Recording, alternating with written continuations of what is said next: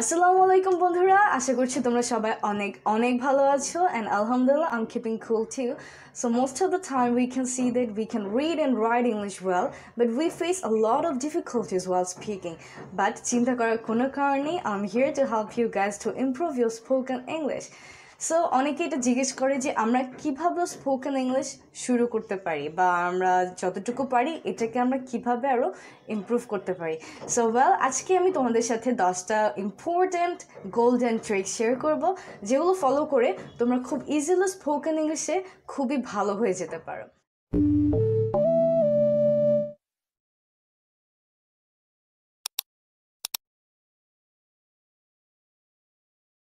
So number 1 is start speaking English. তার মানে ইংরেজিতে কথা বলা স্টার্ট করে দিতে হবে। তুমি যদি ভাবো যে তুমি ইংরেজি শিখবে, তাহলে তুমি আজকে থেকেই স্টার্ট করো।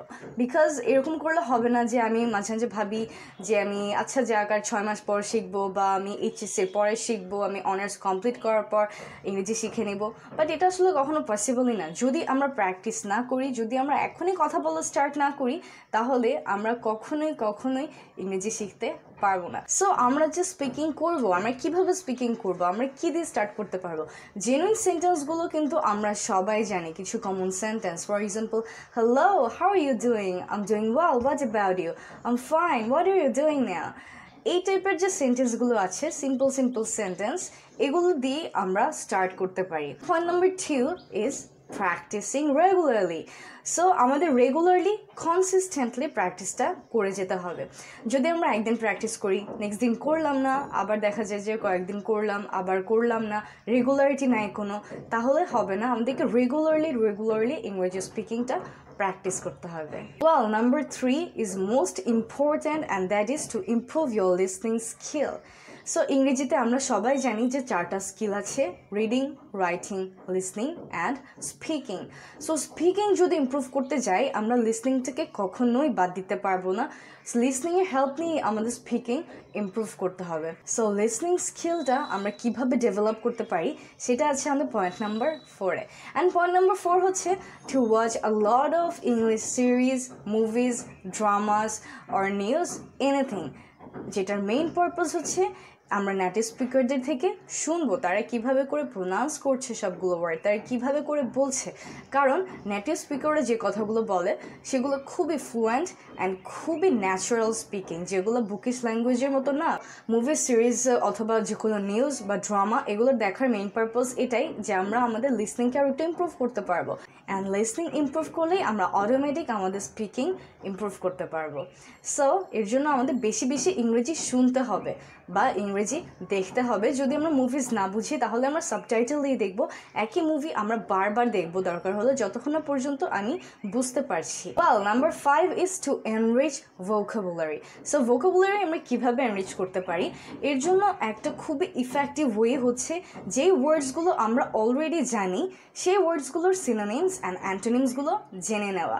তার মানে আরও অল্টারনেটিভ ওয়ে জেনে নেওয়া। তো এটা অনেক ইম্পর্ট্যান্ট একটা ফ্যাক্ট। যখন আমরা নতুন কোনো ওয়ার্ড শিখতে যাই, হুট করে আমরা ভাবি যে ওয়ার্ডটা দেখলাম আর এটা মুখস্থ করে ফেললাম, কিন্তু এইটা আসলে আমাদের কয়দিন পরে মনে থাকে না, এটা আমরা ভুলে যাই কিছুদিন পর। সো এরকম নতুন কোনো একটা ওয়ার্ড হুট করে শেখার থেকে এটা অনেক বেশি ইফেক্টিভ যে ওয়ার্ডসগুলো আমরা অলরেডি জানি, আমরা সেই ওয়ার্ডসগুলোর সিনোনিম অ্যান্ড সেই ওয়ার্ডসগুলোর অ্যান্টোনিম জেনে নিতে পারি। Number 7 is to read English. তার মানে যে কোনো নিউজ পেপার পড়া, যে কোনো বই পড়া বা যে কোনো আর্টিকেল পড়া যেখানে ইংলিশে সব লেখা আছে, এরকম কিছু পড়তে হবে। এতে করে আমাদের রিডিং স্কিলটাও বাড়ে, আমরা অনেক ধরনের সেন্টেন্সের প্যাটার্ন, অনেক ধরনের সেন্টেন্সের টাইপস, নতুন ওয়ার্ডস অনেক কিছু শিখতে পারি। সো এটা ম্যান্ডেটরি না যে আমাদেরকে অ্যাডভান্স কোনো বই পড়তে হবে। আমরা চাইলে ছোট যে কোনো সিম্পল বই আছে সেগুলো দিয়ে স্টার্ট করতে পারি, আমাদের ক্লাসের যেসব বই আছে সেগুলো পড়তে পারি, বা আরও ইজি হয়ে যায় যদি আমরা আমাদের ছোটো ভাই বোন যদি থাকে তাদের যে ইংলিশ ফর টুডে বই আছে সেটা পড়তে পারি। মেইন কথা হচ্ছে আমাকে ইংরেজি পড়তে হবে, জোরে পড়তে হবে, আস্তে মনে পড়লে হবে না। দেন নাম্বার 8 হচ্ছে ইংরেজি এক্সপ্রেশনস, ইংরেজি ফ্রেজেস অ্যান্ড ইংরেজি স্ল্যাং শিখে নেওয়া। এতে করে আমরা খুব ন্যাচারালি ইংলিশ স্পিকিং করতে পারি। এখন অনেকে এটা ভাবতে পারে যে স্ল্যাং মানে হচ্ছে গালি দেওয়া, বাট স্ল্যাং মানে কিন্তু গালি দেওয়া না। যেমন আমরা আমাদের ফ্রেন্ডদের সাথে যদি কোনো কিছু মিলে যায়, আমরা বলে থাকি যে হাই ফাইভ, অথবা আমরা বাইরে গেলে আমরা বলি যে আমরা হ্যাং আউটে যাচ্ছি। এই ওয়ার্ডগুলোই হচ্ছে স্ল্যাং। প্রত্যেকটা ল্যাঙ্গুয়েজের স্ল্যাং আছে, যেমন আমরাও রিক্সাওয়ালাদেরকে বলি যে মামা যাবেন কিনা, তো এই যে আমরা আমাদেরকে মামা বলছি এটা কিন্তু বাংলা স্ল্যাং। অথবা কোনো কিছু খুব ভালো হলে আমরা বলি যে জোস, এটাও একটা বাংলা স্ল্যাং। সো সেরকম ইংরেজি অনেক স্ল্যাং আছে যেগুলো আমাদের ল্যাঙ্গুয়েজকে আরও বেশি ন্যাচারাল করে ফেলে। সো এর জন্য আমাদের এসব শিখে নেওয়া লাগবে। And number 9 is to find a speaking partner. তুমি তোমার ফ্যামিলি মেম্বার অথবা তোমার ফ্রেন্ড, তোমার ছোট ভাই বোন অথবা যে কোনো কাছ থেকে একজনকে তোমার স্পিকিং পার্টনার করে নিতে পারো, যার সাথে তুমি তোমার স্পিকিংটা প্র্যাকটিস করতে পারো। অ্যান্ড যখন তুমি কোনো স্পিকিং পার্টনার পাবে না তখন কি করবে? অনেকেই বলো আমার স্পিকিং পার্টনার নেই, এখন আমি কার সাথে ইংরেজি প্র্যাকটিস করবো। Don't get worried, you are there for yourself. তুমি নিজে নিজেই প্র্যাকটিস করো, যেটা আমি করতাম, এটা আমি এখনও করি। কারণ আমার টাইমিংয়ের সাথে দেখা যায় আমার ফ্রেন্ডদের টাইমিং মিলে না বা সামহাও হয় না, তো আমি একা একাই প্র্যাকটিস করি। তো তোমরা একা একা প্র্যাকটিস করো, এটা খুবই এফেক্টিভ। জাস্ট তুমি একা একা ভাবতে থাকো বা একা একা তুমি বলো যে তুমি আজকে সারাদিন কী কী করলে, তোমার হবিস কী, তুমি কী কী পছন্দ করো। স্পোকেন ইংলিশে ইমপ্রুভ করার জন্য স্পিকিং প্র্যাকটিসটা খুবই খুবই খুবই জরুরি। আমি বলবো এইটা 70% ইম্পর্টেন্ট। অ্যান্ড গ্রামার কিন্তু আমাদের অত বেশি ইম্পর্টেন্ট না। স্পোকেন ইংলিশে ভালো করার জন্য গ্রামারে আমাদের অতটা এফোর্ট কিন্তু দিতে হয় না। অনেকে আস্ক করে যে is it important to focus on any accent first? আমরা কি প্রথমে কোনো অ্যাকসেন্টের দিকে ফোকাস করব? আমি বলবো অবশ্যই অবশ্যই না। আমরা ফোকাস করব প্রোনাউন্সিয়েশনের উপর। We need to make sure that we are pronouncing correctly. আমরা জাস্ট কারেক্টলি প্রোনাউন্স করব। স্পিকিং ফার্স্টে প্র্যাকটিস করো, খুব বেশি বেশি বলার প্র্যাকটিস করো।